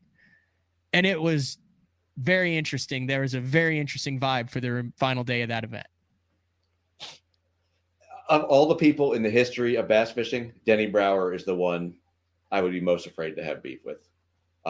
And if I'm Jonathan Van Dam in that situation, I want it publicized. So when my body goes missing, they know to look in Brower's basement first. In their defense, I believe that they smoothed it over afterwards. Brower ended up winning. Didn't cost him the win. Jonathan Van Dam was 22 years old. Do you think if his name had been Jonathan Smith instead of Jonathan Van Dam, it would have gotten the same publicity? No, I think he's had I mean, dude, the guy's got Elite Series wins. He's having good seasons on the BPT. He's a top angler in the world, and he's done it. I think it's hard anytime. I mean, look at that in any sport. It's hard when your uncle or dad or brother or any of those guys are the greatest to ever freaking lace them up. Like, look at the Gretzkys, Keith and Brent Gretzky. You know who they are? They're Wayne's brothers. I even think of, in using that same example, I used to fish with Chad Brower a fair amount, and Chad probably just as good as his dad, but it's tough to always have people assume that you're there because it's your dad and what your name is. 100%. Man, I like talking about this stuff. What else you got? Because I got more. I got grants. I got schedules. I got more. I mean, not as exciting as. You know, people. Kevin Short will just text me once in a while, and I'll get a text that says #Venom, because sometimes I can apparently be negative. I would kind of like to leave this show, if you're amenable to it, on a positive note. Absolutely. About the good things in the sport, and particularly about BTL. The last time I was on, I talked about I was getting ready to go to Panama, and we had a BTL listener named Mark Jensen from Seattle who ended up going to Panama with us because he heard about it on BTL. Like, he's like, I heard you on BTL. That's something I never would have considered. So I appreciate you. I appreciate the community here. I appreciate that we can say things that are controversial and that there's usually not too much blowback. This sport is getting better all the time. I mean, a lot of times we focus on the negatives, on the fact there are too many tours out there. There are too many personalities out there. I, for one, feel like we're living in a golden age of it. And I'm fortunate that I saw these beefs dating back to 2001, 2005, 2020, and I hope I see many more. I hope we're sitting here in 20 years or on someone's hologram glasses in 20 years talking about the same stuff. But I, for one, am very thankful to have this opportunity. Heck yeah. And I'm thankful to have the BTL listeners. I mean, it is. It's absolutely insane. But I mean, it's something you have to develop over 2 decades. You know have what to I mean? be there. You have to. I mean, the Bass Zone motto was all about being there, Yep. right? It's all about being there. It started out as the net effect on bass fishing, and then it went to it's all about being there, and then it went to it's all about being live, and then it somehow digressed to BTL coming at you. but it is all about being there. Like, you have to put in your time to earn it in this sport. Like, your ability to have beef with someone depends largely on the fact that you've earned the right to be there. And I get what they're saying about these young guys. If you've earned the right to fish the Elite Series or the BP Tour, more power to you. But a Tommy Biffle or a Denny Brower, they get sort of a little extra leeway in my mind. Mm-hmm. And you do too, because you've been doing this since you were like 12 years old, out and casting kids, out chasing the Elite Series around. You've seen more and have more legitimacy than a lot of other people. It was funny. I got an email a couple months ago now, kind of stuck in my craw. It said that I didn't have a realistic viewpoint of what was going on in the industry because I'm too much of an industry insider and don't know how it actually works with the common man. That I'm just that I'm too far into the industry and don't understand what it's like just to be a common fisherman, tournament angler. You don't know anything because you know too much? What's the basic argument? Basically, it was, you're too deep in to have any realistic viewpoints. And I was like, I literally got into this not knowing anyone to fish the Bass Nation the entire. It ticked me off, Pete, because I was like, I just showed up every day and didn't quit when the pay was crap with Jeffries. Yeah. Like, I just continued to show up, like just eating the sandwich every day. I wrote a lot of I wrote a lot of articles back in the day that paid me $50 or $75, or in some lame cases, nothing at all. And it was dumb on my part, but I'm glad I did them, like all those 1,000 steps along the way to contribute to what I have now. I mean, I went to every single Elite Series event and was never, ever, ever covered for food. Jeffries would pay for the room. Everything else was on my own. And no day rate, nothing. Like, I would break even every single time I was on the road for 10 years. Well, now, like all those pros, you're making millions of dollars. Oh, tens of millions. Come on, Pete. Dude, would you trade it though for anything? Like, you could have been a corporate dude reading TPS reports for years and made a lot more money. And when you're on your deathbed, when you're 70, 80, 90, whatever it is, you're going to have memories of the crazy stuff you saw of Jeremy Stark saying Kevin Van Who and stuff like that. Like, to me, that's worth it all. I don't know. I think 100% I'm glad I did it and did it for that long. I wish I had the balls to go forward like about 5 years sooner. Like, I got burned out on the end of going to all of them. Yeah, I could see that. But it happens. Hey, so you mentioned travel earlier. Any big trips coming up? Oh man, it's going to be a good year in 2023. We are going to Guatemala to go sail fishing in 2 weeks. Oh, geez. So you have trips coming up. That's it. We have then the Classic in Knoxville. We have El Salto in May. And my wife wanted me to remind people, if anyone wants to go to our website, Half Past First Cast, or email her at fishmore@halfpastfirstcast. We do have spaces for our May offshore deep cranking and swim bait trip to El Salto, including if you're a single angler, we have a single male angler. My dog apparently wants to go. Single male angler and single female angler looking to go. I thought you were going to say you have like a love connections trip. No, if you're a single male or female angler, let us know and we'll go to El Salto. No, that's my next business idea is Bass Tinder that you took away. We are going to Alaska in July and August. And I am going to, my wife, one more thing. I'm sorry to do all this. Chad Morgenthaler, who I believe you're having on later this week, now has his Future Cast Academy with Dave Mansu and Brian Snowden. My wife is doing a ladies trip there in April. Any ladies or parent-child, father-son, father-daughter who would like to go. Awesome trip, easy to get to, inexpensive. I would just encourage people to travel. Go to our website. The sign fell down apparently. halfpastfirstcast.com. Email me. I like to talk about travel. We have on our trips a no politics, no BS rule. When we're there not to have beefs. We're there to catch a lot of fish. Heck yeah, that's awesome. And then still riding for all of the same places. Outdoor Life, Field and Stream, some for Meat Eater, a lot of advertorial work, Bassmaster, obviously, and Half Past First Cast is our website. I encourage people to go there. Let me know what you want to write about. That's a place where I can write with no advertising concerns, no beef concerns. I can write about what I want to write about anytime we want to write about it. Well, if you get fired for this, you're welcome to come back on BTL every week. I followed the Mark Jeffries model of it takes a decade before you could actually make some money at it. So by 2033, you'll be good to go. Well, I am 4 years and 14 days away from my minimum retirement age. I don't know if I'll be able to retire at that point. But yeah, that's like when you first start at jobs, you meet the old guy who's like, I'm going to retire in 26 days. And I've become that old guy. But our goal is we're going to buy an RV. We're going to travel with the Elite Series. We are going to travel overseas as much as we can and just fish as much as we can. That's fantastic. So that's the goal.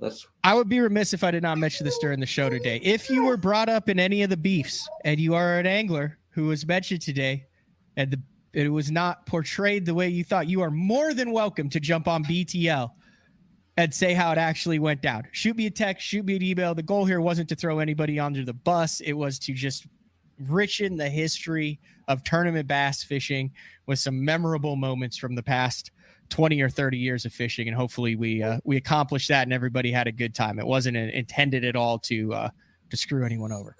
Two things about that. One is if you were in a beef, it means you were probably doing something right. Even if you were in the gray area ethically, you were probably in position to win or to do really well in a tournament. And two is if you were in a beef, whether right or wrong, you made the sport better. You're like the bad boy Pistons. You're like Christian Leitner. You're like Ricky Henderson bragging about himself in the third person. This sport needs more of that, in my opinion. I appreciate you having me on, Matt. Heck yeah. Thanks, Pete. Come back in, what is it, February? Come back in May. We'll be able to talk about what's going on the Elite Series at that time, and it'll be like almost half over. Awesome. Except for the week that I'm at El Salto, I will be around in May. Sounds good. Thanks, dude. Thanks, man. Bye. See ya. All right. That was writer extraordinaire Pete Robbins. And before we go, I do want to announce something that's really cool that the Bass Fishing Hall of Fame just came out with. It is a fishery management scholarship program.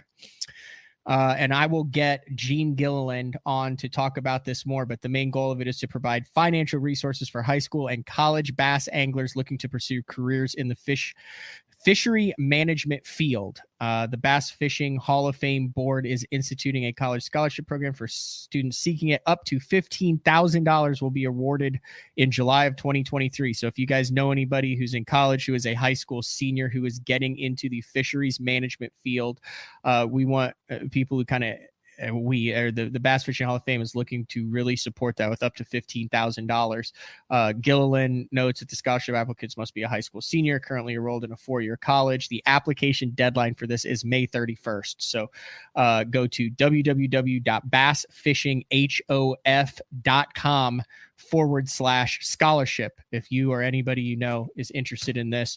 Great stuff that the Bass Fishing Hall of Fame is doing. Also want to talk about what we have going on the rest of the week. I got a text from Jason Reyes, who I've known, but I'm not like super great buddies with him. And you're chatting back and forth. I was, hey man, why don't you jump on BTL? And then I started looking at his stats, and I've incredibly underrated FLW Tour and MLF angler over the past 20 years, Jason Reyes, when you take into account the number of tournaments, career earnings, and number of top 10 finishes he has. Also, I've been told in doing research for this show that he is an aficionado with light line and small swim baits. So we're going to get into that tomorrow with Jason Reyes. And then on Wednesday, retired Elite Series angler Chad Morgenthaler is going to come on the show, talk about everything that's going on down in Florida. You know, back in the day, he was a big time Florida guy, went down there with his wife, set up the camper, and really learned Florida. Really good friends with Glenn Brown, who's no longer with us, and some of those guys down there, and learn how to punch. So he is going to break down what is going on with the schedule, which is what I'm going to talk about, with the Elite Series kicking off in 10 days on Okeechobee, the Invitational kicking off in 2 days on Okeechobee, and the BPT kicking off February 13th on the Kissimmee chain. So a lot of stuff still on the table. Don't forget, if you're in the Minnesota area, February 11th, Giesenbauer, something's pronounced somewhat similar to that, beer company in New Prague, Minnesota, 5 to 10. DM me on Instagram at Matt Pangrek if you have any questions about that.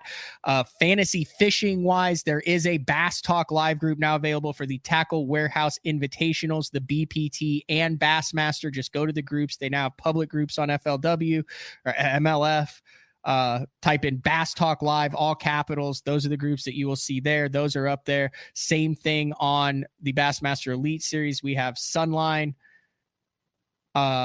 Big Bite Baits, and Denali Rods for the winners. And then the winner of both the Elite Series group and the BPT group will get a guest spot on BTL to come on for a segment at the end of the year. I think that pretty much covers everything we got. So thanks for sticking with it. Great show. I told Pete, I said, I won't be 2 hours. We won't get into that much stuff. Guess what? 2 hours so close. This has been another edition of BTL Bass Talk Live. We will talk to everybody tomorrow. See ya.